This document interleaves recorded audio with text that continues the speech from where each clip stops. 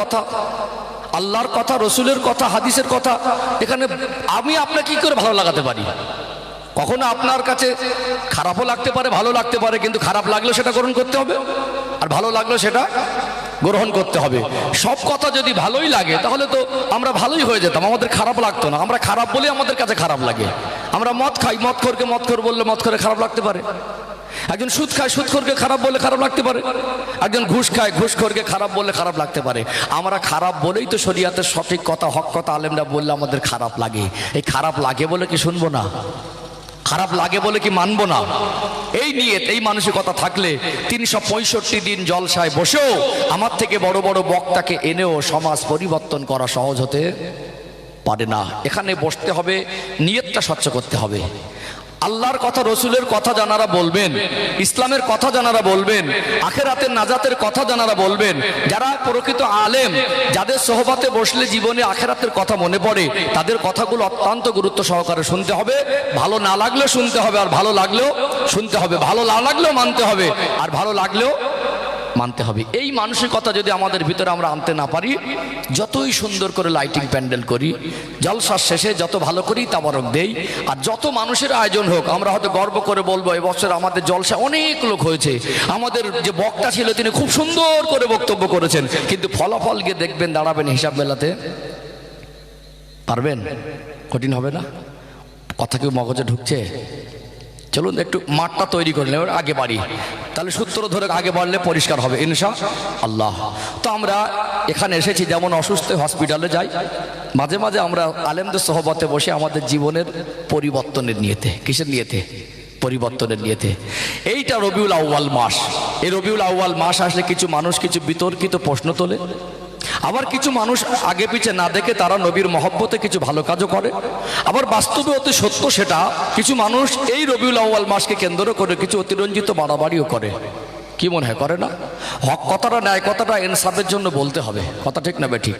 অর্থাৎ আমরা নবী দিবস করি, তার অর্থ এই না যে আজকে দিনে বিভিন্ন অন্যান্য দেশ, ভিন্ন ধর্মাবলম্বীদের যে কালচার ইদানিং আমাদের ঘরে সব প্রবেশ করছে, মোবাইলে দেখে দেখে, নাটক সিনেমা দেখে দেখে বেহায়াপনাগুলো আমাদের ঘরে সব জায়গা পাচ্ছে। ছেলের জন্মদিন হচ্ছে, মেয়ের জন্মদিন হচ্ছে, নাতির জন্মদিন হচ্ছে, অ্যানিভার্সারি ডে হচ্ছে, মানে বিবাহ বার্ষিকী। আল্লাহ দুটো পয়সা দিয়েছে, বলছে এবারে বিবাহ বার্ষিকী করতে হবে। নতুন নতুন সব আমদানি হচ্ছে, যেগুলো ইসলামের কোনো আদেশ নেই। একটা বাচ্চার জন্মদিন পালন করতে গিয়ে কেক আনছে, ঘরে ভালো করে মানে ফুল দিয়ে সাজিয়ে দিচ্ছে, বেলুন দিয়ে, ফুল দিয়ে বিভিন্ন রকম সাজগোজ করে একটা মোমবাতি জ্বালিয়ে সেটাকে নিভিয়ে দিয়ে হাততালি মেরে হ্যাপি বার্থডে টু ইউ। এটা কি ইসলামের শিক্ষা? যেভাবে আজকে জন্মদিন পালন করে ভিন্ন ধর্মাবলম্বীরা, আমরা নবী দিবস করি মানে আমরা আমাদের রসুলের জন্মদিন পালন করি না। আর আমরা এই মাসে নবী দিবস করি মানে এই মাসে যে আমাদের ভালোবাসা একেবারে ভীষণ ভালোবাসায় ডুবে যাব এরকম নয়। আমাদের রসুল আমাদের নিঃশ্বাসে, আমাদের বিশ্বাসে, আমাদের চিন্তায়, আমাদের চেতনায়, আমাদের শ্বাস প্রশ্বাসে, আমাদের কথায়, আমাদের চলায়, আমাদের বলায়, আমাদের ব্যবসায়, আমাদের খাওয়ায়, আমাদের ঘুমে, আমাদের প্রত্যেকটা মুহূর্তে আমরা রসুলকে বুকে নিয়ে চলি। কথা ঠিক না বেঠিক? একদিন তো নবীকে ভালোবেসে পরের দিন গিয়ে আবার নামাজের দরকার নেই। আজকে নবীকে ভালোবেসে ভীষণ লাপালাপি করে দিলাম, পরের দিন আর একটা সুন্নত আমলের দরকার নেই। ওটা তো ভালোবাসা না। কি মনে হয়? আলোচনায় কষ্ট পাচ্ছেন? তাহলে আমরা যে নবী দিবস করি, হয়তোবা কেউ লেখেন নবী দিবস, কেউ লিখছেন বিশ্ব নবী দিবস, কেউ লিখছেন ঈদে মিলাদুন নবী, আবার কেউ লিখছেন সিরাতুন নবী জলসা। হেডলাইনে যাই লেখা থাকুক, আমরা করছিটাকে এটা মেন। একটা জায়গায় যদি লেখা থাকে যে এই জায়গাটা আপনার এবাদাত খানা, আর ওখানে গিয়ে যদি মদ খায়, তো এবাদাত খানার লেখা দেখে ওই মদ খাওয়াটা কি জায়েজ হবে? একটা ঘরের দরজায় লেখা থাকবে উপরে বড় আকারে খুব দামি অক্ষর দিয়ে, এখন যে বিভিন্ন দামি মানে উন্নত মানের যে দোকানগুলো, শহরের দোকানগুলো খুব কায়দা করে লাইটিং করে উন্নত একটা পরিকাঠামো দিয়ে দোকানের নাম লেখা থাকে না? এখন আমি লিখে দেবো ইবাদত খানা, কিন্তু ভিতরে যদি মদ খায়, ওই হেডলাইন দেখে ওই মদ খাওয়া কি জায়েজ বলা যাবে? তাহলে আজকে দিনে আমরা নবী দিবস করি, এখানে আমরা কি করি সেটা বড় কথা। হেডলাইনে বাংলার মানুষ বিভিন্ন দিক থেকে দীর্ঘদিন থেকে রসুলের আগমনের মাসকে সম্মান করে ভালোবেসে এরকম একটা মাহফিলের ইন্তজাম করেন। ওই লাইনটাকে দেখে আপনি আমাদের কর্মগুলোকে বেদাত কেন বলছেন? ওর কথা কি বুঝতে পারছেন? আমার আলোচনাকে অসুবিধা হচ্ছে নাকি? না সুর টান শুরু করছি না বলে কষ্ট হচ্ছে? কষ্ট হচ্ছে? একদিন না নাই শুনলেন সুর টান? আমার কথা বলতে পারছেন? আমি শুনতে কথা বলে আজকে বলবো, জানি অনেকে আবেগ নিয়ে বসে আছেন, আমি জানি আপনারা আমার অনেকে মানে আমার বিষয় যারা অনলাইন দেখেছেন বা আমাকে চেনেন কম বেশি জানেন। আসলে কিছু কিছু মেজাজে কিছু কিছু দিন মনে মনে হয় সমাজের বাস্তবতাগুলো মানুষকে বুকে টেনে বলি। আপনার ছেলে যদি দুষ্টুমি করে, আমি সুর দিয়ে কথা বলি, সুর জায়েজ মনে করি, কারণ আমার ম্যাক্সিমাম অস্ত্র সুরেরই। কথা বুঝতে পারছেন না? আপনার ছেলেকে বোঝাতে গিয়ে আমার কথা মনে বুঝতে পারছেন? হ্যাঁ, এটা সৌন্দর্যের পাটটা অনেক মোটা না হয়, গলাটা খালি, হয়তো পোশাক হলো, সৌন্দর্য হলো না। ঠিক পশ্চিমবাংলার পরিবেশে ওয়াজ মাহফিলে একটা সুর একটা চলে, এটা হচ্ছে অজের একটা সৌন্দর্যের পাট। কিন্তু আমাদের উদ্দেশ্য হবে এখান থেকে আলেমদের কথাগুলো শুনে মূল্যায়ন করা। কথা বুঝতে পারছেন? যাক বাবজিরা, ভাইরা, আমি এরকম মেজাজের মানুষ, আমার কথা যদি আপনার পছন্দ না হয় আমার আফসোস হয় না। আর আমি বলছি শরিয়াতের কথা, দিনের কথা, সত্য কথা, হক কথা, মানুষের ঈমান আমলের উন্নতির কথা। এতে আপনি খুশি হবেন এই আশা আমি কেন করব? খুশি না হলেও বলবো, আর খুশি হলেও বলবো। আপনি আমার কথা খুশি না হলে আমার দুঃখ করার কিছু নেই, কারণ আপনাকে খুশি করার জন্য শরিয়াতের বাইরে আমি তেমন কিছু তো বলতে পারবো না।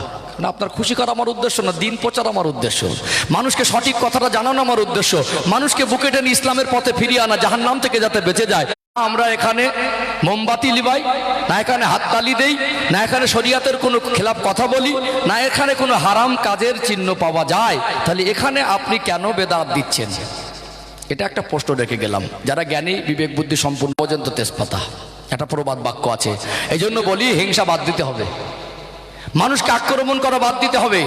আপনার ভালো লাগে না সেটা আলাদা বিষয়, আপনি নবীর ভালোবাসায় কিছু করছেন না সেটা আলাদা বিষয়। আপনার যেটা ভালো লাগে সেটা করুন, আপনার কাছে যেটা ভালো মনে হয়, যেটা সহি মনে ওটা করুন। একজন যদি নবীর ভালোবাসে একটা মাহফিল দেয়, একজন যদি সেখানে একজন আলেমের সোহবতে 2 ঘন্টা বসে কোরআন হাদিসের কথা শোনে, আপনি ওই হেডলাইনটা কি লিখলো ওটাকে দেখে তাকে কেন বেদাত বলছেন? হ্যাঁ, যারা বেশি অতি চরম বাড়াবাড়ি করে, যারা রাস্তাঘাটে বিভিন্ন রকম মানে ডিজে বাজিও আমার রসুলের নবী দিবস নাম করে যারা হারাম কাজ করে, এ তো হারামকে আমরা হারাম বলি, আপনি আমাদের কি শেখাবেন? আপনি আমাদেরকে, আপনি হিংসার মধ্যে ডুবে থাকেন, আর আমরা মানুষকে বুকে বেশে ভালোবেসে কাছে টেনে আমরা হিংসা মুক্ত জীবনের উপহার দেই, শেখাই। কথা ঠিক না ঠিক?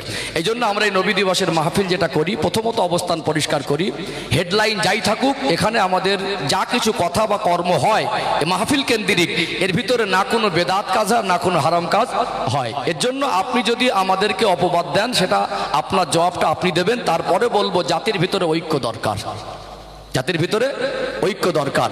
আজকে বিভিন্ন রকম ভাবে চক্রান্ত এঁটে আমাদেরকে নিয়ে বিভিন্ন রকম ব্লুপ্রিন্ট তৈরি করে আমাদের কখনো এই দেশের বেনাগরিক করার চেষ্টা করছে, কখনো ভোট অধিকার ছিনিয়ে নেওয়ার চেষ্টা করছে, কখনো ওয়াকফ আইনকে সংশোধন করে আজকে একটা ঐতিহাসিক রায় আছে, কিছুটা স্বস্তি। তবে আমরা চাই সুপ্রিম কোর্ট আজকে একটা রায় বেরিয়েছে, আপনারা অনেকে দেখেছেন, আজকে সুপ্রিম কোর্টের যে ওয়াকফ সংশোধনী আইনকে নিয়ে মামলা হয়েছিল 70টার মতো, কম বেশি আমার কনফিউজ আছে, মামলা হয়েছিল, বেশ অনেক কটা মামলা হয়েছিল। আমি নিজে একটা সংগঠনে যুক্ত, আমরা নিজেরা কারোর কাছে, জনগণের কাছে হাত পেতে চাঁদা তুলি না, যতগুলো আপনার হাদিয়া দেন নিজের পরিবার নিজের মেনটেনেন্স করেও কিছুটা সমাজের জন্য আমাদের খরচা করা হোক। আমি গর্ব করে আজকে গর্ববোধ করছি যে আমি একটা সংগঠনে যুক্ত, সেই সংগঠন আমরা নিজেরা ওলামায়ে কেরামরা সুপ্রিম কোর্টে আমাদের পক্ষ থেকে আমরা একটা মানে কেস করেছিলাম ওয়াকফ আইন নিয়ে। আজকে সুপ্রিম কোর্ট মহামান্য কিছুটা স্বস্তির রায় দিয়েছেন, যেগুলো একতরফা ভাবে আমাদের থেকে হাতিয়ে নেওয়া বা ছিনিয়ে নেওয়া চক্রান্ত করেছিল, কিছুটা স্বস্তি। তবে আমরা চাইছি আমাদের সম্পদ, আমাদের বাপদাদার ওয়াকফ করা আল্লাহর সম্পদ, এগুলো হেফাজত করা আমাদের ইমানি দায়িত্ব। এতে অন্য কেউ হস্তক্ষেপ করবে এটা আমরা মেনে নেব না। আমরা চাই কিছুটা স্বস্তি নয়, পরিপূর্ণ ইনসাফ হোক। কথা কি বুঝতে পারছেন? আজকে আমি আর আপনি সামান্য কিছু বিষয় নিয়ে মারামারি, ঝগড়া, হিংসা, কাদা ছোড়াছড়ি করব, আর আমার কম আস্তে আস্তে টুকরো টুকরো দুর্বল হয়ে যাবে। একজন মার খাবে আর একজন হাসবে, একজনকে নিয়ে ফাঁদ পাতাবে আর একজন ওই ফাঁদে পা দেবে, একজনকে নিয়ে ময়দানে নামিয়ে দেবে, একজন মারবে আর একজন মরবে। এই সমস্ত থেকে বেরিয়ে আসতে হবে। আমাদের মূল ইবাদতে আমলে অনেক ঘাটতি আছে না? আমরা আমাদের মা বোনদেরকে পর্দায় আনতে পারলাম না, আমরা আমাদের ভাইদেরকে নামাজে নিয়ে যেতে পারছি না, আমরা তাদেরকে 4টে কলেমা মুখস্থ করতে পারছি না, আমরা তাদেরকে নামাজটা কিভাবে শুদ্ধ পড়তে হয় সেটাও শেখাতে পারছি না, আমরা বাবাকে কিভাবে সম্মান করতে হয়, বড়কে কিভাবে সম্মান করতে হয় সেইটুকু তাদের ভিতরে দিতে পারিনি। অথচ আমরা সামান্য কিছু বিষয় নিয়ে নিজেদের ভিতরে ঝগড়া, মারামারি, অশান্তি, হিংসা, এই সমস্ত ফিতনার মধ্যে জাতিকে বিভিন্ন রকম চক্রান্ত জড়িয়ে দিচ্ছে। এগুলো উচিত না। আমরা যেটা করছি আপনার হিংসাতে আমাদের বেঁধে থাকবে না। নবী দিবস করছি, আগামীতেও করব। এখানে আমরা নবী দিবস হেডলাইনে থাকতে পারে, আমরা যা করি সেটা আগে মূল্যায়ন করুন। বাইরে থেকে ঢিল না ছুঁড়ে জাতিকে ভালো কথা বলুন, তাতে কওমের ঐক্যবদ্ধ থাকলে আল্লাহ খুশি হবে। আল্লাহ নিজেই বলছেন ওয়া আতাসিমু বিহাবলিল্লাহি জামিআ ওয়া লা তাফাররাকু। আল্লাহ বলছেন তোমরা একে অপরে বিচ্ছিন্ন হয়ে যেও না, তোমরা আমি আল্লাহর রশিকে মজবুত করে ধরো। একতাবদ্ধ হওয়া, ঐক্য শক্তি তৈরি করা, এটা আমাদের জন্য কল্যাণ, এটা আমাদের জন্য কল্যাণ। কথা ঠিক না বেঠিক? বিভিন্ন সমাজে সংগঠন আছে না নেই? একটা ক্লাবও যদি থাকে, ক্লাবের ছেলেদের অত জোর কিসের? অনেক সময় ক্লাবের ছেলেরা বিচার করে, কেন একজন যদি কথা বলে এই তোর কথা মানলাম না, কিন্তু 20টা যুবক যদি দাঁড়িয়ে যায়, একটা ন্যায় কথা বললো কিন্তু একজন গায়ের জোরে বললো, তার হয়তো একটু পাওয়ার আছে, সে হয়তো নেতা টাইপের বা পয়সাওয়ালা ব্যক্তি, বা তার বংশের কিছু লাঠির পাটির জোর আছে। একজন হক কথা বললো, একজন অন্যায় করছে, তারও প্রতিবাদ করতে গেল, হয়তো ওই তোকে মানবো না, একা হলে ধাক্কা ধরে দেবে। কিন্তু 20 জন গিয়ে বললে এই মানবিনি, তার মানে বুঝতে পারছেন না? ঐক্য শক্তি, এটা একটা বড় শক্তি। এই জন্য আল্লাহ নবী সাল্লাল্লাহু আলাইহি সাল্লাম মক্কার মানুষকে নিয়ে নবুয়াতের আগেও তিনি হিলফুল ফুজুল নামক একটা সংগঠন তৈরি করেছিলেন। কারণ ঐক্য শক্তি, সবাই মিলে যদি একটা বিষয়ের প্রতিবাদ করা যায়, আমাদের ভিতরে মিল মহব্বত থাকে, এই ঐক্য শক্তি, সব একতা থাকে, তাহলে আমাদেরকে নিয়ে চক্রান্ত করতে গেলে যেটা আজকে সহজে করছে সেটা 70 বার ভাববে। আর যদিও করে ফেলে সেটা বাস্তবায়ন করতে গেলে ওদের কঠিন হবে। যে গদিতে বসে আমাদের মানে ক্ষতি করার চেষ্টা করবে, পরের বারে গিয়ে দেখবে গদিটাই উল্টে গেছে। কি মনে হয়? এই জন্য মিলেমিশে থাকতে হবে, মিলেমিশে থাকতে হবে। দিনকাল খুব কঠিন, ফিতনার যুগ। আল্লাহ আমাদের মিলেমিশে ঐক্যবদ্ধ হয়ে থাকার তৌফিক দান করেন, বলেন আল্লাহুম্মা আমিন। কষ্ট পাচ্ছেন মনে হয়, রাগ করছেন? নবী দিবসের মাহফিল, আজকে আলোচনাটা আমার রসুল পাককেই নিয়ে হবে ইনশাআল্লাহ। আমার রসুলকে আল্লাহ পাক 63 বছরের হায়াতে জীবন দিয়েছিলেন। কত বছর? 63 বছর। এমন এক সম্মানের জীবন, এমন এক মহৎ জীবন, এমন এক মধুময় জীবন, এমন এক ব্যতিক্রমী জীবন আল্লাহ উপহার দিয়েছেন আমার রসুলকে। আমার রসুলের জীবনী 63 ঘন্টা ওয়াজ করে শেষ করা যাবে? তাহলে আছে তো 63 মিনিট, বলে শেষ করা সম্ভব নয়। তাহলে আমার নবীর জীবনী যেখান থেকেই ধরি, যদি কোনো একটা দিনের একটা ঘটনা তুলে ধরি, কোনো একটা দিনের একটা ঘটনা তুলে ধরলে 2 ঘন্টা কোন দিক থেকে যাবে বলতে পারবো না। তাহলে আজকে দিনে এমন দিকগুলো তুলে ধরা দরকার যাতে আমাদের জীবনের শিক্ষা গ্রহণ করতে পারি, যাতে আমরা জীবনটাকে সহজে পরিবর্তন করতে পারি, আমাদের ভিতরে পরিবর্তনের মানসিকতা তৈরি হয়। সেই দিকগুলো পাট পাট করে তুলে ধরবো ইনশাআল্লাহ। এখানে আমি 2টো পর্বে আলোচনা করব। প্রথমত আল্লাহ পাক আমাদের রসুলকে কেমন পর্যায়ে সম্মান দিয়েছেন, এটা একটা পর্বে প্রথম আলোচনা করব। দ্বিতীয়ত আমরা সবাই বলি নবীকে ভালোবাসি, তাহলে সবার ভালোবাসা যদি দাবি হয় নবীকে ভালোবাসি, আমাদের ভালোবাসাটা কেমন পর্যায়ের ভালোবাসা? এই পর্যায়ের ভালোবাসা দিয়ে কি আমরা রসুলের শাফাত পাবো? যেমন আমরা ভালোবাসার দাবি করি, এই ভালোবাসা নিয়ে কি মরে আমরা হাসরের ময়দানে আরশের ছায়া পাবো? যে হাউজে কাউসার আল্লাহ পাক আমার রসুলকে দান করেছেন, যে হাউজে কাউসারের পানি যদি একবার হাসরবাসী কেউ পান করেন, তার জান্নাত পর্যন্ত যাওয়া পর্যন্ত আর কোনো পিপাসা লাগবে না। ওই হাউজে কাউসারের পানি পাওয়ার মতো যোগ্যতা বা ভালোবাসা অর্জন কি করতে পেরেছি? এর একটা পর্যালোচনা দরকার। তার কারণ আজকে দিনে আমাদের ভুলগুলো আমাদেরই সংশোধন করতে হবে। কি মনে হয়? এখানে যারা আপনারা এসেছেন, কিসের জন্য এসেছেন? নবীকে ভালোবেসে?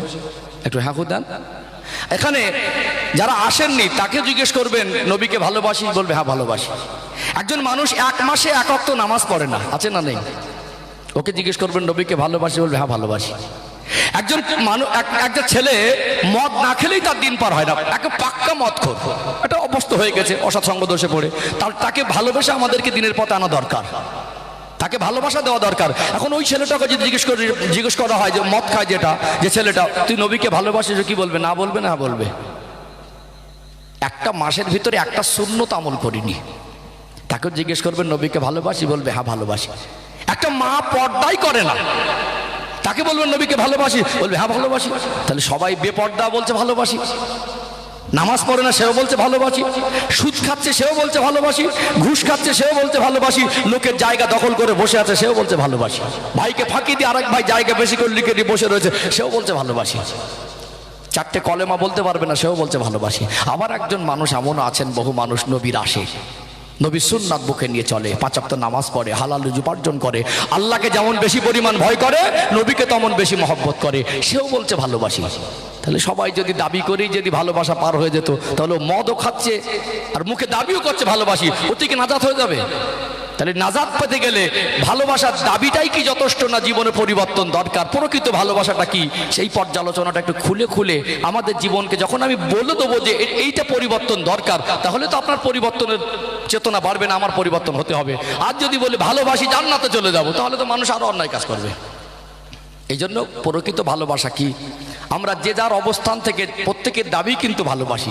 এই ভালোবাসাটা কি পরিপূর্ণতা পেয়েছে না পরিপূর্ণতায় পৌঁছাতে হবে, এটা তো দরকার। ভাত পরিপূর্ণ হতে হবে এটা জানি, বুঝতে পারছেন না? তরকারির মতো পরিপূর্ণ হতে হবে এটা জানি না, তো অপছন্দ হবে। কি হবে? গোস্তটা সিদ্ধ হয়নি, ভাতটা এখনো শক্ত থেকে গেছে। জামা কাপড়ের সেলাইটা পরিপূর্ণ হতে হবে এটাই জানি, না হয় বগলের জায়গায় না, পকেটের জায়গায় না, গলার জায়গায় খুলে আছে, এটা খারাপ লাগে। কিন্তু সুন্নাতের ভালোবাসাটার ক্ষেত্রে পরিপূর্ণ হয়েছে কিনা, কেমন মাত্রার ভালোবাসা আমরা দাবিদার, সেটা একটু ক্লিয়ার করা দরকার আছে। কি মনে হয়, আছে না? চলুন তাহলে প্রথম পর্যায়ে সম্মানের কথাটা বলি। আজকে বিভিন্ন রকম মানুষ আজকে আমার নবীর থেকে দূরে সরে যাচ্ছে, তাদের জীবনটা ইসলামের আলো থেকে আস্তে আস্তে অন্ধকার হয়ে যাচ্ছে। যাতে আমরা আমাদের রসুলের ভালোবাসার মাধ্যম থেকে দিনের আলোয় ফিরে আসতে পারি, আমাদের অন্ধকার জীবনে সুন্নাতের আলোয় আর কোরআনের আলোয় আলোকিত করতে পারি, ওই আলোটা আল্লাহ জান্নাতে পৌঁছে দেবে। যেটা বলুন। তাহলে চলুন ধাপে ধাপে আগে বাড়ি। ইনশাল্লাহ একটু সময় নিলাম, অসুবিধা হলো নাকি? সব দিন সময় নেওয়ার মেজাজ থাকে না, সব দিন খুব মনের মানুষকেও সব সময় কাছে পাওয়া যায় না। কোথাও গিয়ে সুবহানাল্লাহ মানে আমন্ত্রণ করে বলাতে হয়। কোথাও গিয়ে মনে হবে যে দরুদ শরীফ পড়ছে তা কি কষ্ট হচ্ছে, কোথাও গিয়ে দুটো কথা বলছে তো মনে হয় না বললেই ভালো হয়, কিন্তু কিছু কিছু দিন মনের মানুষকে পাই, সুবহানাল্লাহ বলতে হয় না, দরুদ শরীফ ভালো করে পড়ো এটা বলা লাগে না, একটু দুটো কথা বলে হুজুরের সঙ্গে একটু কানেকশন অ্যাক্টিভিটি, সেটাও খুব জোর করা লাগে না। এই জন্য আপনি কাউকে কোনো ভালো জিনিস বলবেন, সেই শুননেওয়ালা মানুষটা যদি ভালো হয় না, আপনার বলাটাও সেদিন ভালো হয়। এই জন্য আমি খুব কাছের করে আপনাদেরকে কাছে পেয়েছি বলে আজকে একদম প্রাথমিক শুরুতে প্ল্যাটফর্মে একটু সময় নিয়েও কিছু কথা বলেছি। একটা বাজে কথা বলেছি কি? একটা মানুষ অসুস্থ হয়েছে, এই যে কেন বললাম দেখুন, তার ওই রোগটাকে কি ক্ষতি করতে পারে সেটা যদি ওকে বোঝাতে পারে, ঔষধ খাওয়ার আগ্রহ বাড়বে। কি ও বুঝবে আমি যদি না খাই তো আমার ক্ষতি আছে, তাহলে না আমার খাওয়া দরকার কষ্ট হলেও। আর ধরে বেঁধে খাওয়াবো, ওট খাবো না, 2-4 দিন ওষুধ খেয়ে আবার বাদ দিয়ে ছেড়ে দেয়, আবার 2 দিন পরে সেই ব্যথা যন্ত্রণা অসুস্থতা আবার ঠেলে ওঠে, আবার আফসোস করে ঔষধটা খেলে মনে হয় ভালো হতো। এই জন্য মানে একটা কথা আছে, আদা মোল্লায় ইমান নষ্ট আর আধা কবিরাজে জীবন নষ্ট, প্রবাদ বাক্যটা অনেক পুরনো। এই জন্য যখন আলেমে সোহবাতে বসবেন কথাগুলো খুব মনোযোগ দিয়ে শুনবেন আর বুঝে নেওয়ার চেষ্টা করবেন। কি বললাম বুঝতেই পারলো না তো বলা কি হলো? এই জন্য বোঝার মতো মেজাজ আল্লাহ আমাদের দান করেন আর আমল করার তৌফিক দান করেন, বলেন আল্লাহুম্মা আমিন। ধৈর্য হারালেন নাকি? হ্যাঁ, সবরের মেওয়া ফলে। চলুন ধাপে ধাপে আগে বাড়ি ইনশাআল্লাহ। দেখি আমি তো অযোগ্য, আমি নিজেকে এখনই বক্তা বলে মনে করতে পারি না, যে আমি যে বক্তা এইটুকু আমি আজও মনে করতে পারি না, আমার ভিতরে কিছুই নেই। তবু আমি চেষ্টা করি এখানে যখন বসি কিছু দিয়ে দেবার। সোনার মানিকেরা, নওজোয়ান তরুণেরা, ও মেদিনীপুর জেলার সোনার ময়না যুবকেরা, আব্বারা মায়েরা, আল্লাহ দয়াময় পবিত্র কালাম কোরআনুল কারীমের 30 নম্বর পারা, সূরার নাম হলো সূরাতুল ইনশিরাহ অথবা সূরা আলাম নাশরাহ। এই 4 লাইনের মতো একটি সূরা, খুব বেশি বড় সূরা নয়। আল্লাহ পাক ওই সূরা আলাম নাশরার ভিতরে 4 নম্বর আয়াতে জানিয়ে দেন, ওয়ারাফানা লাকা যিকরাক, আমি আমার হাবিবের আলোচনাকে সমুন্নত করেছি, বৃদ্ধি করে দিয়েছি। আল্লাহ নিজে ঘোষণা দিলেন, আমার আপনার নবীর সম্মান মাকাম মর্যাদা আল্লাহ পাক বাড়িয়েছেন, আল্লাহ আমার নবীর আলোচনাকে সমুন্নত করেছেন। আল্লাহ যদি নিজেই ঘোষণা দেন, বলুন তো কতটুকু আমার নবীর সম্মান আল্লাহ দান করলেন? আল্লাহ পাক আমার নবীকে কেমন পর্যায়ে জীবন দান করেছিলেন? আল্লাহ পাক যে নবীকে অনুসরণ করার আদেশ দিয়েছেন, যে নবীর ভালোবাসাটা হলো আমাদের ঈমান, যে নবী ছাড়া পৃথিবীর মানুষ ঈমান কোনোদিন শুদ্ধ করতে পারবে না।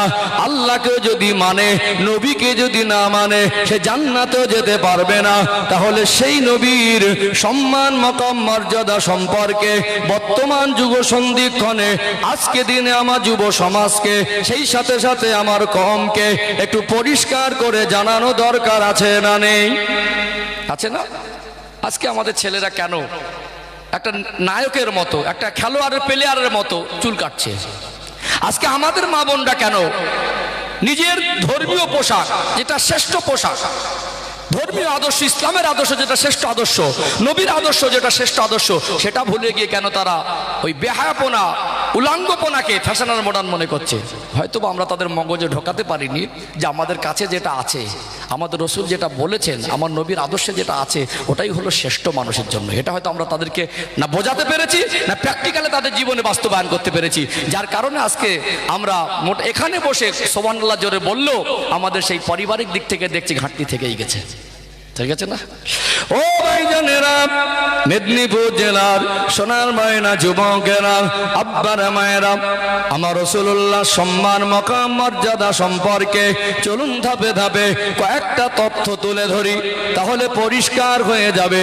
কেননা আমার নবীর জীবনী সম্পর্কে, আমার রসুলের সম্পর্কে যে যত বেশি জানবে, যত বেশি পড়াশোনা করবে, যত বেশি স্টাডি করবে, আমার নবীর ভালোবাসায় প্রেমে পড়ে যাবে, আমার নবীর আদর্শে সে মুগ্ধ হবে। এটাই কিন্তু স্বাভাবিক। আমরা ছেলেদের, মেয়েদেরকে, আমাদের বাচ্চাদেরকে আমরা মোবাইল এক্সপার্ট করে ফেলেছি, গালাগালি শিখিয়ে ফেলেছি, ঝগড়া মারামারি শিখেছে, কিন্তু আমার রসুলের জীবন আদর্শের কথা 4টে বা 5টা হাদিস বলার ওদের ক্ষমতা নেই।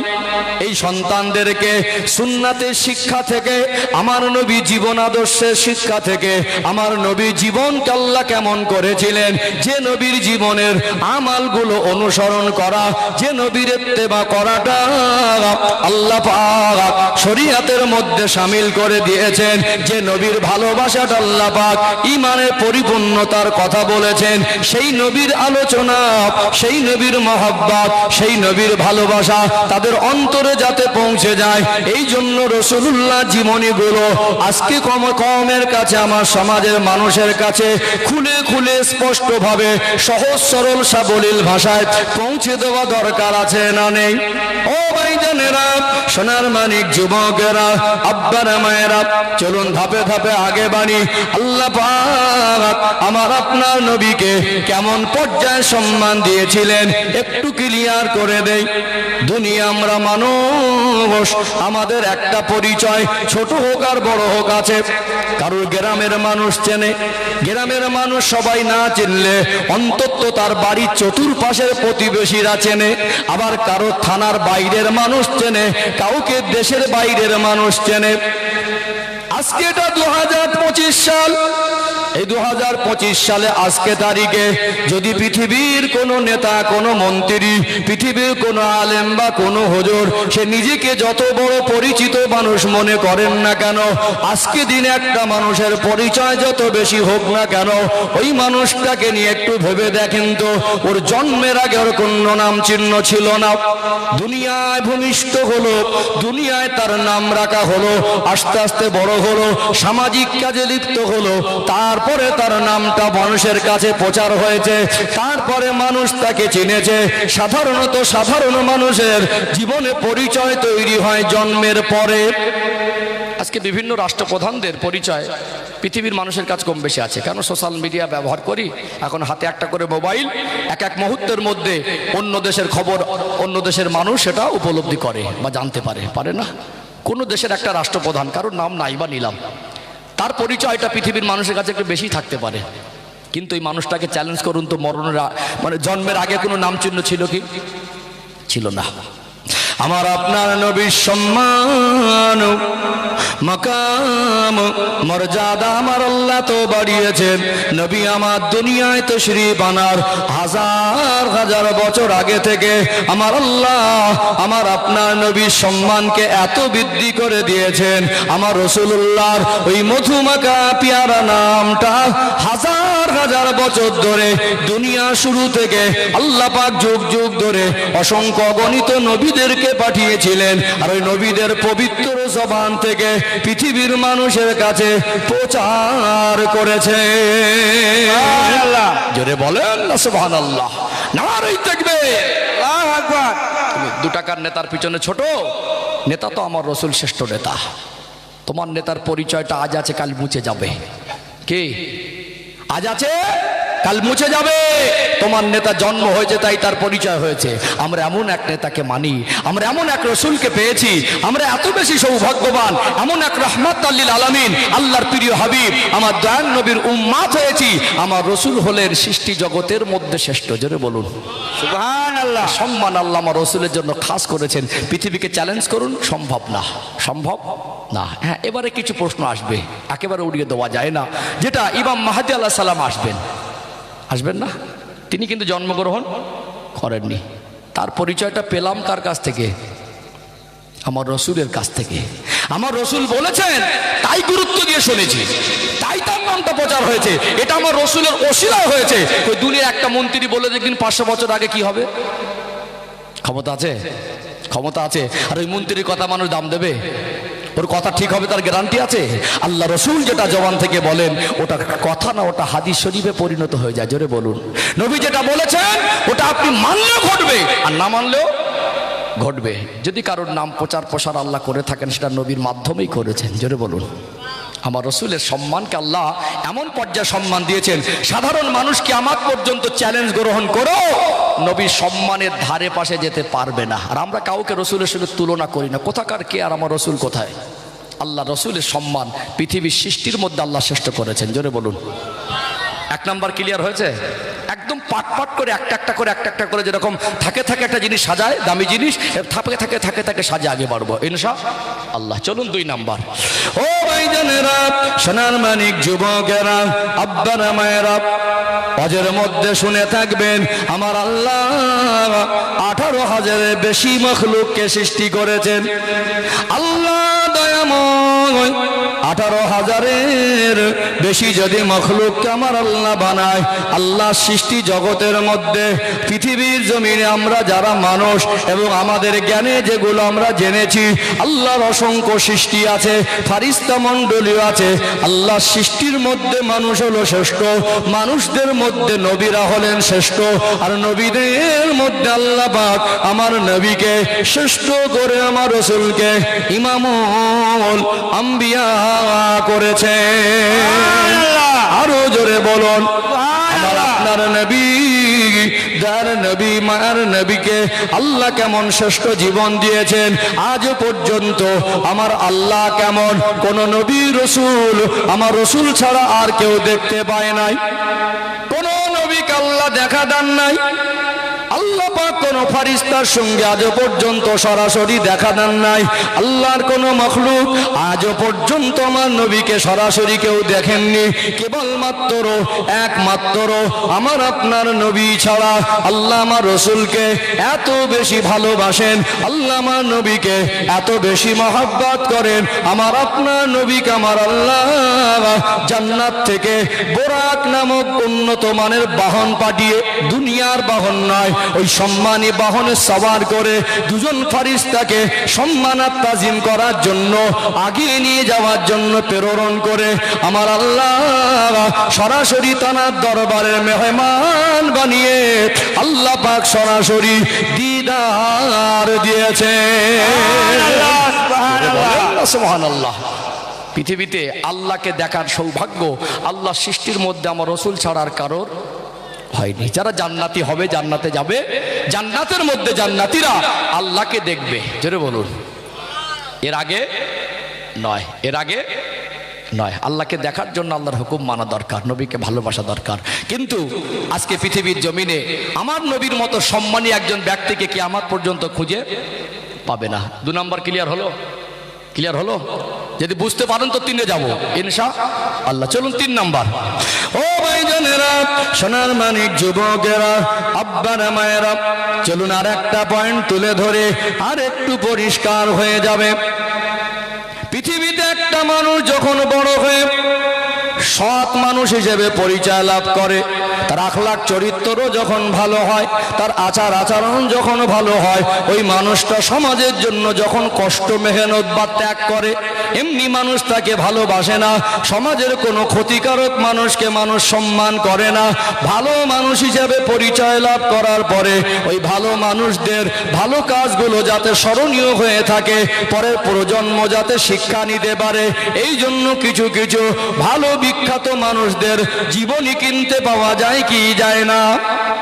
জীবনীর বই, হিস্টোরি, কেতাব বলেন, কিনতে পাওয়া যায়। তো একজন মানুষের জীবনী যদি কেউ লেখে, তো সে তো আর পৃথিবীর সব ভাষা জানে না, জানে কি? তার ভাষায় লিখলো।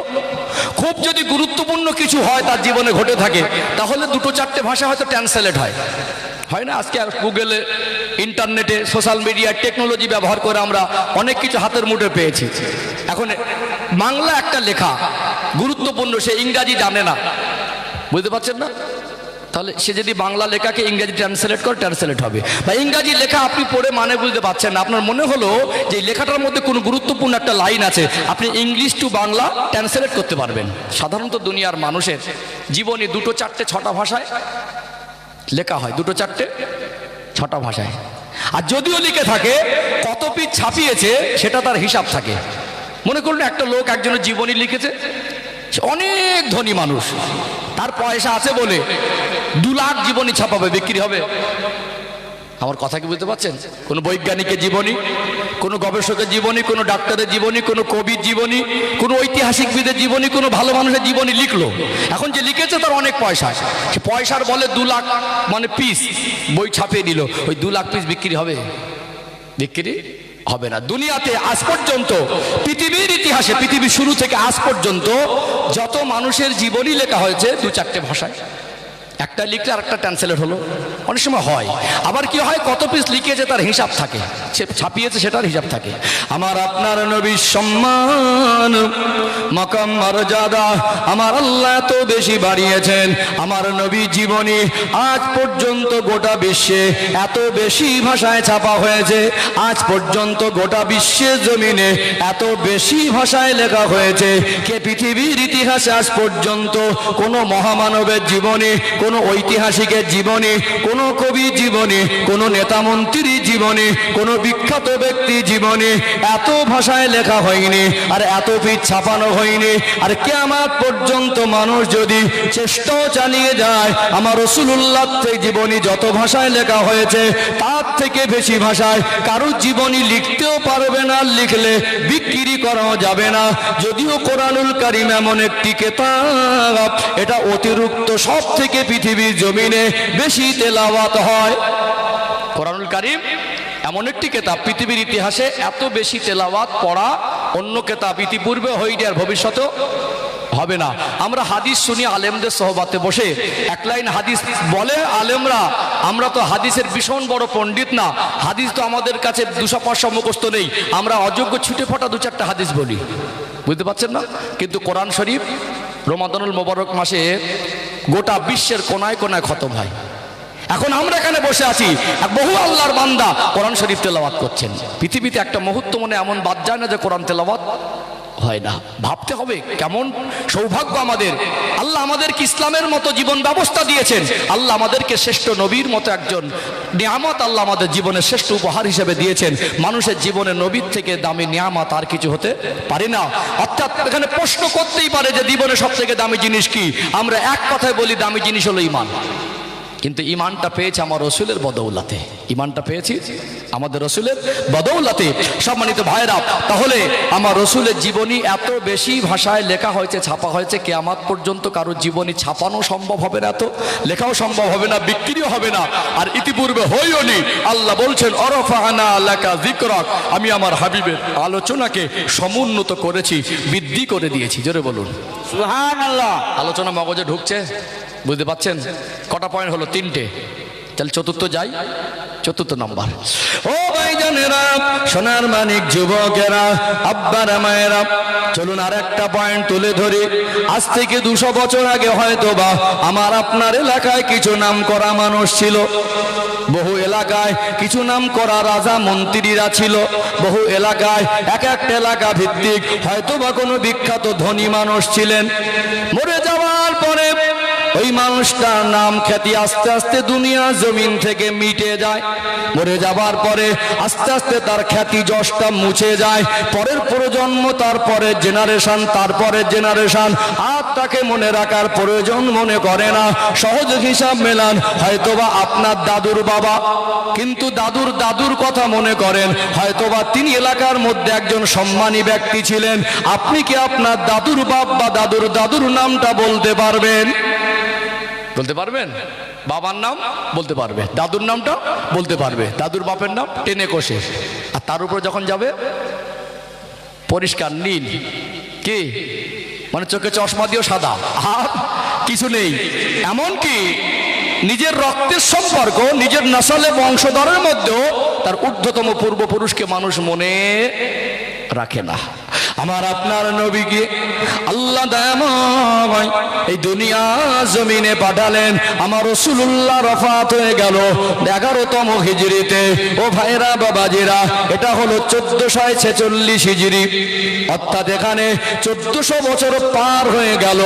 আজও পর্যন্ত যত দিন যাচ্ছে, যত সময় যাচ্ছে, যত সময় অতিবাহিত হচ্ছে, আমার আল্লাহ আমার রাসূলের প্রচার প্রসার, আমার নবীর জপ জিকির, আমার নবীর সম্মান মাকামের আলোচনাটাকে আমার আল্লাহ প্রত্যেকটা মুহূর্তে মুহূর্তে আগের পিছনের তুলনায় বেশি বৃদ্ধি করে দিচ্ছেন। জোরে বলুন সুবহানাল্লাহ, সুবহানাল্লাহ। তাকবীর। পৃথিবীকে চ্যালেঞ্জ করুন, পৃথিবীকে চ্যালেঞ্জ করুন, আমার নবীর মতো এমন একজন বৈশিষ্ট্য সম্পন্ন ব্যক্তির খোঁজ দিক। কিয়ামত পর্যন্ত সম্ভব? তুমিও পারবে না, তোমার ছেলে পারবে না, তোমার নাতি পারবে না, তোমার বংশধরও পারবে না। আল্লাহ পাক আমার হাবিবের সম্মান আরশচুম্বী সম্মান দিয়েছেন। আল্লাহ হলেন সৃষ্টিকর্তা, আর বাকি যা আছে সব আল্লাহর সৃষ্টি। আল্লাহর সঙ্গে কাউকে মেলালে শিরক হয়ে যাবে, ঈমান চলে যাবে। স্রষ্টার সৃষ্টি কোনোদিন এক হয় না। আল্লাহ সব কিছু স্রষ্টা, তবে সৃষ্টির মধ্যে আল্লাহ সব থেকে বেশি সম্মানিত করেছেন আমার আপনার নবীকে। জোরে বলুন সুবহানাল্লাহ। দুর্ভাগ্য, আমি লাইনে আসবো পরিবর্তনের জন্য, আমরা সেই শ্রেষ্ঠ নবীকে আমরা ভুলে যাচ্ছি। সেই শ্রেষ্ঠ নবীর আদর্শ আমাদের জীবন থেকে চলে যাচ্ছে, সেই শ্রেষ্ঠ নবীর ভালোবাসা আমাদের জীবনে ভাটা পড়ে যাচ্ছে। সেই শ্রেষ্ঠ নবীকে আমরা আস্তে আস্তে ভুলতে চলেছি। মুখেই শুধু বলি নবীকে ভালোবাসি, এটা আমাদের জন্য দুর্ভাগ্য। কথা ঠিক না বেঠিক? 4 নম্বর ক্লিয়ার হয়েছে? এখানে একটু ক্লিয়ার করে আর একটু বেশি বুঝতে পারবেন। আগের দিনে জনসংখ্যা কম ছিল, যত দিন যাচ্ছে জনসংখ্যা বাড়ছে। জনসংখ্যা বাড়লে হিসেবে নামাজির সংখ্যাও তো বাড়ছে নাকি? ইমানদারের সংখ্যাও বাড়ছে। আল্লাহ নবী সাল্লাল্লাহু আলাইহি সাল্লাম 23 বছরের জীবনে 40 বছর বয়সে নবুয়ত পেয়ে, 63 বছরের জীবনে 40 বছর বয়সে নবুয়ত পেয়ে 23 বছর খেদমত করেছেন। ক বছর? এই 23 বছরে আমার রাসূলের হাতে হাত দিয়ে মুসলমান হয়েছিলেন কম বেশি 1.5 লাখ সাহাবা। জোরে বলুন। তাহলে রেখে গেলেন 1.5 লাখ, আর আজকে গোটা বিশ্বের মধ্যে 200 কোটির বেশি। আগের দিনে এক একটা এলাকায় একটা জলসা হতো, এখন এলাকায় একটা হয় না, পাড়ার মধ্যে 3টে করে হচ্ছে, পাড়ার মধ্যে 3টে করে হচ্ছে। তাহলে আলোচনাটা বেশি হচ্ছে না কম হচ্ছে? বেশি হচ্ছে। আগের দিনে ইন্টারনেট, মোবাইল এগুলো ছিল না। ছিল কি? ছিল না। ল্যাপটপ, কম্পিউটার ছিল না। আজকে দিনে কোনো আলোচনা হলে, কোনো কিছু বক্তব্য দিলে, সেটা যারা শ্রোতা হিসাবে বসে থাকে তারাও শোনে। এক মুহূর্তের মধ্যে পৃথিবীর যে কোনো প্রান্ত থেকে বসে আলোচনাটা আর একজনও শোনে। এবং এই বলে দিলাম শেষ হয়ে গেল, হুজুরের কাছ থেকে শুনে ওই পর্যন্ত শেষ হয়ে গেল, এটা আবার সংরক্ষিতভাবে সোশ্যাল মিডিয়ার প্ল্যাটফর্মে থেকে যায়। এটা আবার পরবর্তী সময়ে মানুষ শুনছে। এমনকি এমনও বহু মানুষ আছেন যারা মুসলমান নয়, যারা মুসলমান নয়, তারা এই মজলিসে এসে অনেকে নির্দ্বিধায় বসেন ভ্রাতৃত্ব ভালোবাসা রেখে, আবার অনেকে এটাকে দেখে হিংসাও করেন। সব ধর্মের মধ্যে কিছু চরমপন্থী বাড়াবাড়ি মানুষ আছে না নেই? আছে না?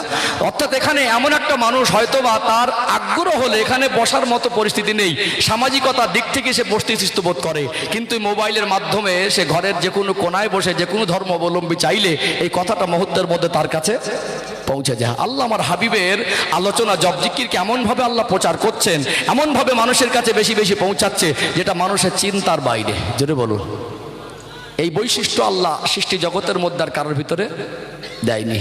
তাহলে ক্লিয়ার হলো 4 নাম্বার।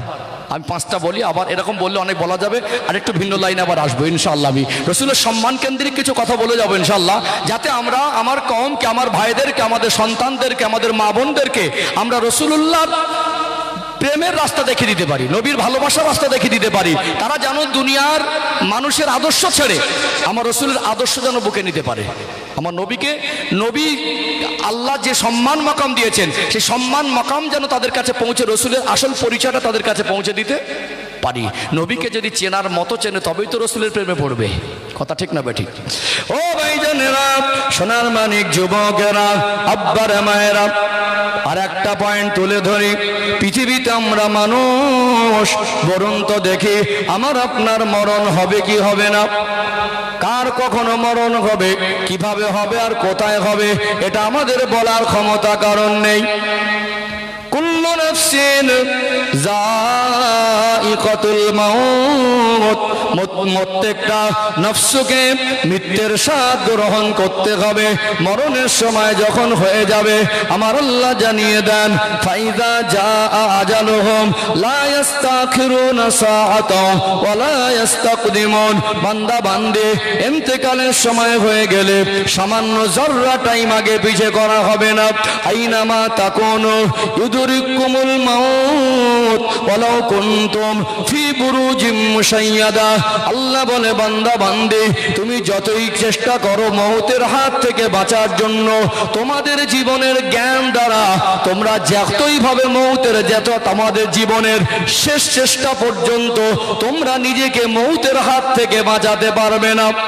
এই পৃথিবীর জমিনের সব থেকে উন্নত মানের শক্ত দামি ধাতু দিয়ে যদি 70টা পর্দা করা হয়, একটা সুচ গলার মতো বা হালকা একটা সামান্য হাওয়া বা অক্সিজেন যাওয়ার মতো যদি ওখানে কোনো সামান্য ফাঁকাও রাখা না হয়, ওই জায়গায় লুকিয়েও 70টা, তবে 70টা পর্দার ভিতরে গিয়েও যদি পৃথিবীর উন্নত ধাতু দিয়ে নিরাপদ জায়গা হিসাবে সেখানে মানুষ আশ্রয় নেয়, ওই মানুষটাও মউতের হাত থেকে বাঁচতে পারবে না। মরণের সময় হয়ে গেলে কে রাজা, কে বাদশাহ, কে নেতা, কে মন্ত্রী, কে ইমাম, কে মুয়াজ্জিন, কে হুজুর, কে হাজি, কে মস্তান, কে লিডার, কে ধনী, কে গরিব, আল্লাহর ফেরেশতা মালিকাল মউত আজরাইল আলাইহিস সালাম কারোর কাছে পারমিশন নেন না। কিন্তু আমার নবীর ক্ষেত্রেটা হলো ব্যতিক্রম। আমার আপনার নবী এই রবিউল আউয়াল মাসে দুনিয়ার জমিনে যেমন রহমত স্বরূপ হয়ে এসেছিলেন, আমার আপনার নবী আমার এই রবিউল আউয়াল মাসে দুনিয়ার জমিন থেকে পর্দা গ্রহণ করেছেন। ও ভাইরা, বাবাজিরা, আমার নবীর ইন্তেকালের অন্তিম সময়, ইন্তেকালের সময়টা খুব কাছাকাছি। আল্লাহ পাক আরশে আজিমে ডাক দেন, ও মালিকাল মউত, ও হযরত আজরাইল, লাব্বাইক ইয়া রব, আল্লাহ আমি হাজির আছি। আমার আল্লাহ বলেন, ও মালিকাল মউত আজরাইল, আমি আল্লাহ আপনাকে সৃষ্টি করেছি, আপনাকে মহান দায়িত্ব দিয়েছি। ওই দায়িত্বটা হলো যাদের জান আছে, হাত ফুরিয়ে গেলে জান কবজ করার। ইতিপূর্বে আপনি বহু মানুষের, বহু জীব জন্তুরের জান কবজ করেছেন। আগামীতে কিয়ামত পর্যন্ত এই দায়িত্ব আপনাকে পালন করতে হবে। ও হযরত আজরাইল, আজকে দিনটা আপনার জন্য ব্যতিক্রম। আজকে আপনি যাবেন আমার প্রিয় হাবিবের দরবারে। আজকে খবরদার যেন গিয়ে বেয়াদবি না হয়, আমার রসুলের শানে যেন বেয়াদবি করবেন না। আমার প্রিয় হাবিব, আমার রসুলকে আমি আল্লাহ কাছে ডেকে নেব, আমার হাবিবের কাছে গিয়ে সালাম দেবেন। আমার রসুলকে আপনি বলবেন, আল্লাহ পাক পাঠিয়েছেন, আমার নবী যদি অনুমতি দেন, আমার নবী যদি সম্মতি প্রদান করেন, তাহলে জান কবজ করবেন, তা না হলে সম্মান করে ফিরে আসবেন। নবী আমার অসুস্থ, হযরতে মালিকুল মউত আজরাইল আলাইহিস সালাম আসলেন। আমার রাসূলুল্লাহ দরজার বাইরে সালাম দিতে লাগলেন, আসসালামু আলাইকা ইয়া রাসূলুল্লাহ, আসসালামু আলাইকা ইয়া হাবিবাল্লাহ। আল্লাহ নবী কণ্ঠস্বরে আওয়াজ শুনে বুঝতে পেরেছেন এটা মানুষের দেওয়া সালাম নয়, এটা আল্লাহর ফেরেশতা মালিকুল মউত আজরাইলের গলার সালাম। আল্লাহ নবীকে বলেন, ইয়া রাসূলুল্লাহ, ইয়া হাবিবাল্লাহ, হুজুর বেয়াদবি মাফ করেন, আল্লাহ পাক প্রেরণ করেছেন, আপনি যদি অনুমতি দেন, আপনি যদি সম্মতি প্রদান করেন তাহলে জান কবজ করব, তা না হলে সম্মান করে ফিরে যাব। ইয়া রাসূলুল্লাহ, হাবিবাল্লাহ, বেয়াদবি করব না। আল্লাহর নবীর নূরের চোখ থেকে টপ টপ টপ টপ করে পানি টুসা গড়িয়ে যায়। ও হযরতে আজরাইল, আল্লাহ পাক আপনাকে পাঠিয়েছেন, আল্লাহ আমায় এত বেশি ভালোবাসেন, আল্লাহর পেয়ারা দোস্ত বলেছেন আমি আমার আল্লাহ সিদ্ধান্তটাকে ফিরিয়ে দিতে পারবো না। ও মালিকুল মউত আজরাইল, আপনি বলেন জিবরাইল আলাইহিস সালাম কোথায়? কেননা উম্মতের কথাটা মনে পড়ে গেছে। জিবরাইল আলাইহিস সালাম হাজির হলেন। আল্লাহ নবী বললেন, ও হযরতে জিবরাইল, আমি তো চলে যাব, আল্লাহর সিদ্ধান্তটা আমি নবী ফিরিয়ে দিতে পারবো না। এখন আমার কোটি কোটি গুনাহগার খাতাকার উম্মত উম্মতিদের উপায় কি হবে? আমার রাসূলুল্লাহ চিন্তিত হয়ে রয়েছেন। ইন্তেকালের আগে অসুস্থ অবস্থায় বিছানা সজ্জা হয়ে আমার নবী উম্মতের কথা বলেন নাই। নবী আমার নিজের পরিবারের কারণ নাম বলতে পারতেন। আমার নবী এত বেশি ভালোবাসতেন, উম্মত উম্মতিকে এত বেশি মহব্বত করতেন। আল্লাহ নবী কাঁদতে লাগলেন। আমার আল্লাহ বলে, হাবিব, আমি আল্লাহ আপনার দুঃখ কষ্ট, আপনার চোখের পানি, আপনার কান্না সহ্য করতে পারি না। আপনি এত চিন্তিত হবেন না, আপনি এত মন খারাপ করবেন না। ওরা যেমন আপনার উম্মত, ওরা তো আমি আল্লাহর বান্দা। আমি আপনার কাছে কথা দিলাম, যারা আপনার আশিক হবে, আপনার দেওয়ানা হবে, যারা আপনাকে সত্যিকারে ভালোবাসবে, যারা দিনের পথে প্রতিষ্ঠিত থাকবে, আমি আল্লাহ কিয়ামত পর্যন্ত তাদেরকে হেফাজত করব। আরো জোরে বলুন। ও ভাইরা, বাবাজিরা, আল্লাহ সৃষ্টি জগতের মধ্যে আমার আল্লাহ আজও পর্যন্ত ইন্তেকালের সময় হয়ে গেলে কারোর কাছে পারমিশনের অর্ডার দেয়নি। আজরাইল আলাইহিস সালাম কারোর কাছে পারমিশন নেয়নি। কেবলমাত্র একমাত্র আমার রাসূলের জন্য খাস আমার আল্লাহ এই স্পেশাল সম্মানে আমার রাসূলকে সম্মানিত করেছে। সুবহানাল্লাহ, সুবহানাল্লাহ, বলেন না সুবহানাল্লাহ, নারে তাকবীর। এই পাঁচটা কথা যে বলেছি, পৃথিবীকে চ্যালেঞ্জ করুন। 4 লাইন বাংলা পড়ে ফটফট করে ইসলাম বিরোধী কথা বলো। তুমি কি জানো ইসলামের? তুমি আমার রাসূলের সম্মান মাকাম জানো? আমার রাসূলের সম্মান মাকাম তুমি স্টাডি করবে, পড়াশোনা করবে, আমার রাসূলের কপি কিয়ামত পর্যন্ত খুঁজে পাবে না। আমার রাসূলের মতো কিয়ামত পর্যন্ত খুঁজে পাবে না, আর হবেও না, ছিলও না, হবেও না। ওয়ারাফা'না লাকা যিকরাক, আল্লাহ বলেন, হাবিব, আমি আল্লাহ আপনার আলোচনাকে, সম্মান, মর্যাদা, মাকামকে সমুন্নত করেছি, বৃদ্ধি করে দিয়েছি। জোরে বলুন সুবহানাল্লাহ। এই পাঁচটা কথা ক্লিয়ার হলো। এই যে পাঁচটা বৈশিষ্ট্য, এটা আমাদের নবীর জন্য খাস। আর আমরা কত সৌভাগ্যবান, আল্লাহ পাক সেই শ্রেষ্ঠ নবীর উম্মত হওয়ার সুযোগ আমাদেরকে দিয়েছেন। বহুবার শুনেছেন অন্যান্য নবীরা আল্লাহর কাছে বলেছিলেন যে আল্লাহ আমাদেরকে যদি নবী না বানিয়ে আপনার এই প্রিয় হাবিবের উম্মতের দলভুক্ত করতেন, আমরা ভালো খুশি হতাম, ধন্য মনে করতাম। তাহলে আমাদের সম্মান মাকাম বেশি না কম? এখানে একটু বিবেককে জাগ্রত করব। আমাদের বিবেক সব ঘুমিয়ে আছে, নিস্তেজ হয়ে গেছে, প্যারালাইসিস হয়ে গেছে বিবেকের। একটা মানুষ যখন প্যারালাইসিস হয় না, হ্যাঁ, স্ট্রোক করে, তখন অকেজো হয়ে যায়, যায় কি যায় না? শরীরে যদিও বেঁচে যায় তো অনেকটা ইফেক্ট থাকে, দুর্বল হয়ে যায়। আমাদের বিবেকে সব প্যারালাইসিস হয়েছে। প্রমাণ করে দেই, এই সমাজে বিশেষ করে মুসলিম সম্প্রদায়ের কাছে যারা ইমাম, এদের সম্মান আছে না নেই? একটু হ্যাঁ দেন। আমি শুধু ওই শুনিয়ে যাব না, বাস্তবতার সঙ্গে কথাগুলো মেলাবেন আছে। এখন ইমাম সাহেব তিনি একজন সম্মানী ব্যক্তি। জুমার দিন মসজিদে গেলেন সবাই, এমনি অনেক দিন পুরনো ইমাম, অনেক দিন ধরে নামাজ পড়ান। এখন জুমার দিন মসজিদে গেলেন, গিয়ে খুতবা দিতে ইমাম সাহেব যেই মেম্বারে দাঁড়িয়েছে উঠে দেখলেন দাড়ি চাচা। কি হবে? প্রতিবাদ হবে না?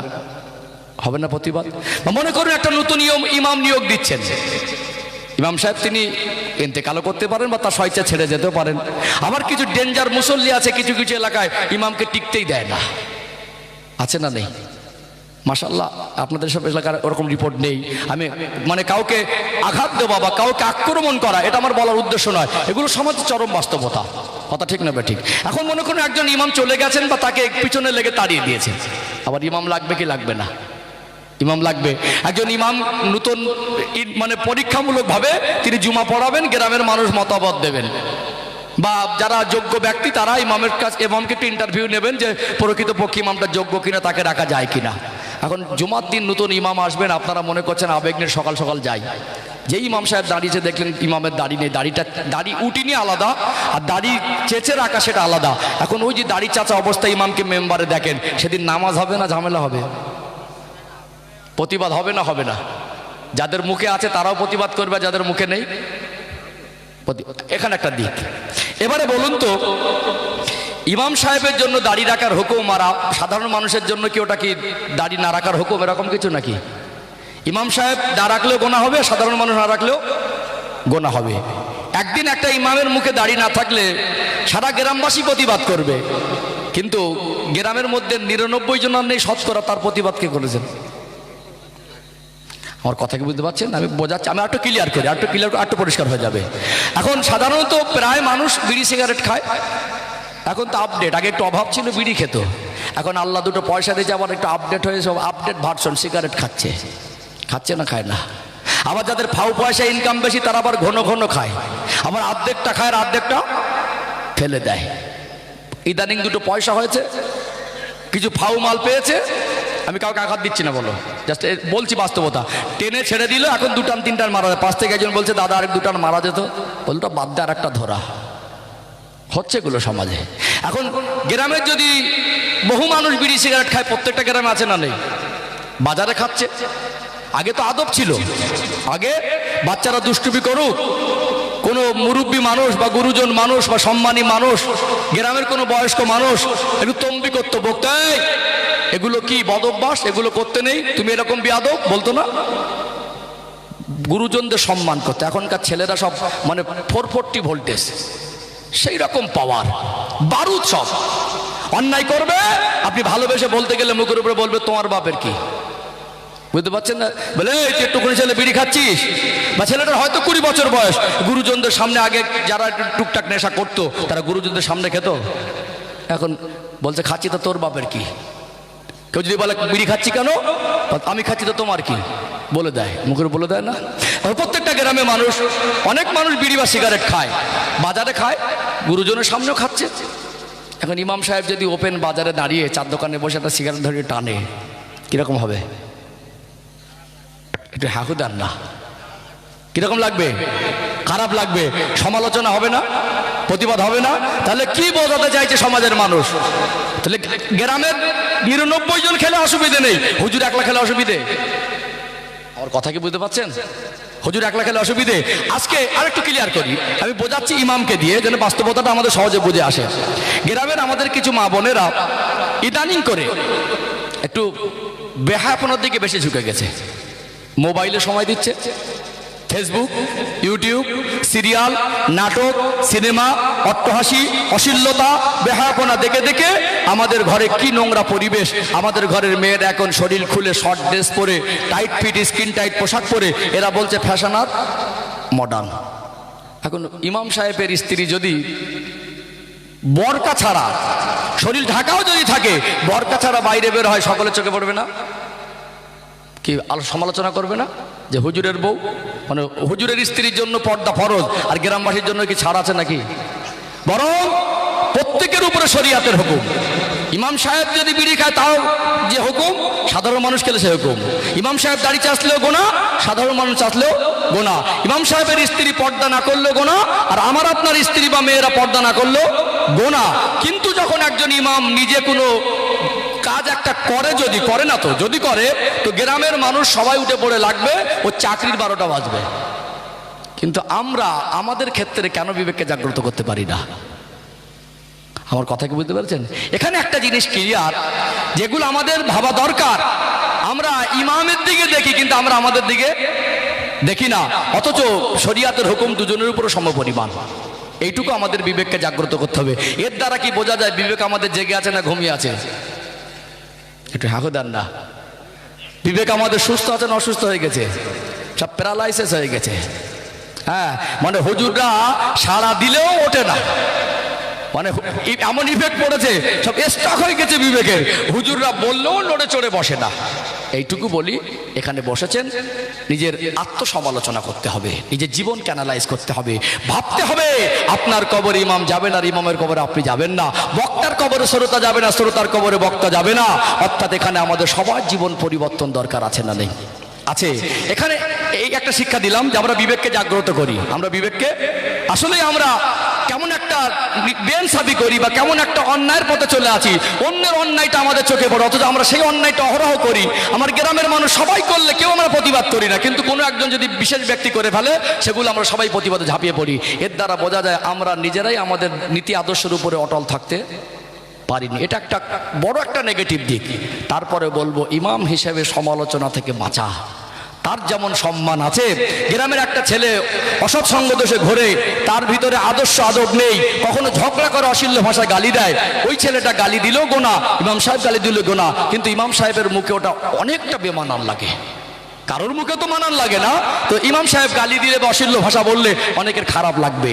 ঠিক ইমাম সাহেবের দায়িত্ব বেশি, সবাই তাকে মানে, তার একটা স্পেশাল সম্মান আছে ইমাম, তার একটা ওই সম্মানের জায়গাটা ওকে ধরে রাখতে গেলে 8-10টা মানুষের মতো তারা বেনসাবি করলে ওর বেনসাবি করা চলে না। 8-10টা মানুষের মতো কেউ মদ খেলে ইমাম সাহেব মদের বোতল হাতে নিতে পারবে না। যদিও সমপরিমাণ গোনা, যদিও সবাইকে ত্যাগ করা দরকার, তথাপিও এটা বুঝতে হবে যে তিনি যে সম্মানের জায়গাটা পেয়েছেন, ওই সম্মানের জায়গাটা যদি উলট পালট করে তো ঠিক থাকবে না। আমরা আমাদের নজরে ইমামকে সম্মানে দেখি, আর ইমাম নিজেরা উপলব্ধি করে ইমামের একটা সম্মান আছে। ইমামের যদি সম্মান থাকে, সে যদি একটু আনব্যালেন্স হয়ে যায়, তার যেমন সম্মান অক্ষুণ্ণ হবে, তার নামে যেমন সমালোচনা হবে। আমার আপনার পরিচয়টা কি ছোট নাকি আমরা শ্রেষ্ঠ নবীর উম্মত? কি মনে হয়? আমার আপনার পরিচয়টা কি ছোট? যে আমার আপনার ভিতরে নিম্নতম লজ্জাবোধ তো থাকা দরকার। একজন ইমাম, আমি ইমাম, ধরুন আমি একটা ইমাম, তো আমার যতটা পরিচয় বড়, ইমামতির পরিচয় নিয়ে যতটা গর্ববোধ করা যায়, শ্রেষ্ঠ নবীর উম্মাত দাবিদার হয়ে তার থেকে কোটি কোটি গুণ বেশি গর্ববোধ করা যায়। কি মনে হয়? আমি আজ নামাজের দায়িত্ব নেবো, ইমাম, 1 মাস ইমামতির জন্য যোগ দিলাম, ইমাম, আমার চাকরি চলে গেলে আমি আর ইমাম না। কি মনে হয়? আমি আর ইমাম না। কিন্তু ইমামতি ছেড়ে দিলে, ইমামের পরিচয়টা মুছে দিলেও জাহান্নামায় যাবে না, জাহান্নামায় যাবে না। কিন্তু নবীর উম্মতের পরিচয় ছেড়ে দিলে, নবীর উম্মতের পরিচয় মুছে দিলে তোমার জন্য জাহান্নাম ওয়াজিব হয়ে যাবে, জান্নাত হারাম হয়ে যাবে। তাহলে কোন পরিচয়টা বড়? ভাববেন, আমি আমার অজের ভিতরে ভাবনা, কোন পরিচয়টা বড়? তা আপনি যে শ্রেষ্ঠ নবীর উম্মতের দাবিদার হয়ে সুদ খাচ্ছেন, আপনার লজ্জা লাগে না? আপনি শ্রেষ্ঠ নবীর উম্মত হয়ে 1 সপ্তাহের ভিতরে একটা সুন্নাত আমল করেন না, আপনার লজ্জা লাগে না? আপনি শ্রেষ্ঠ নবীর উম্মত হয়ে আপনার স্ত্রী পর্দা করে না, আপনার বিবেকে বাঁধে না? আপনার মেয়ে পর্দা করে না, আপনার বিবেকে বাঁধে না? আপনি কি কচি মানুষ, ফিটারে করে দুধ গুলে দেবো নাকি? হুজুর বলবে তাই ভালো হবেন? ভালো হওয়ার দায়িত্বটা আপনার। আপনি যদি নিজের থেকে ভালো না হন, হুজুর বলে আপনাকে ভালো করতে পারবে না।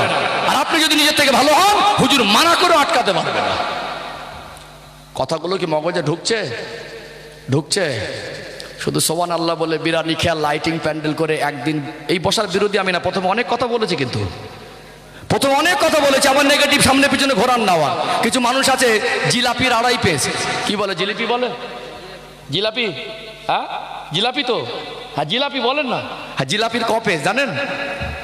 2.5 পেজ, 2 পাশ মেরে একটা টেনে নিয়ে যায়। কিছু কিছু মানুষের মনে আবার 3 পেজ। সবসময় মানুষের পিছনে পেজ খেলে, আছে না নেই? আছে না? তাই জন্য মানে নিজের অবস্থান কোথায় সেটা না ভেবে সবসময় মানুষের অবস্থান নিয়ে সমালোচনা করে, আছে না নেই? আছে না? এখানে বসে বিবেককে জাগ্রত করুন।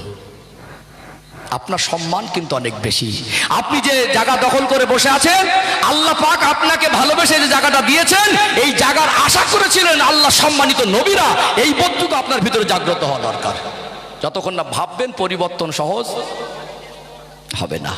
আজকে আমাদের যুবকদেরকে বলি, অত্যন্ত কষ্ট লাগে, এত মানে হায়া লজ্জা কমে গেছে। মোবাইলে ওই টিকটক রিলস দেখে, কি টিকটক নাকি, ছোট ছোট নিষ্পাপ ফুলের মতো বাচ্চাদেরকে ওই টিকটক করে ফেসবুকে ছাড়ছে। কত জঘন্য, সামান্য নিম্নতম লজ্জাবোধ নেই। আপনি কেমন পর্যায়ের মানুষ, আপনার বিবেক কেমন কতটা নিচে নেমে গেছে। একটা নিষ্পাপ ফুলের মতো বাচ্চা, যে বাচ্চাকে কলেমা শেখানো দরকার, যে বাচ্চাকে দরুদ শরীফ মুখস্থ করানো দরকার, যে বাচ্চার নবীর জীবন আদর্শ শেখানো দরকার, যে বাচ্চাটাকে ইসলামের শিক্ষা দেওয়া দরকার, আপনি তাকে নিয়ে মোবাইলে টিকটক করে মনে নাচা শেখাচ্ছেন। কি শেখাচ্ছে? কি শেখাচ্ছে? এইবারে হুজুর এসে মুছে দাও, যেই পরিবর্তন হবে না। এইবারে কেউ পেছন থেকে জিলাপির মতো আড়াই পেস মরে বলবে, এই তোরা জলসা দিয়ে কটা মানুষকে ভালো করেছি। একজনের দোষ আর একজনের ঘাড়ে। আপনি অন্যায় করছেন, আপনি ভুল করছেন, আপনি অপরাধ করছেন, আর আপনি অন্যের ঘাড়ে দোষ চাপিয়ে দিচ্ছেন। নারায়ে তাকবীর, নারায়ে তাকবীর, পীর ও মুর্শিদ কি দামত, পীর ও মুর্শিদ কি দামত। নারায়ে তাকবীর, নারায়ে ইসলাম, নারায়ে দাওয়াত, নারায়ে তাকবীর। না না, হুজুরের সাথে আর কি হবে? 10 আমি বলি শোনেন, আলোচনা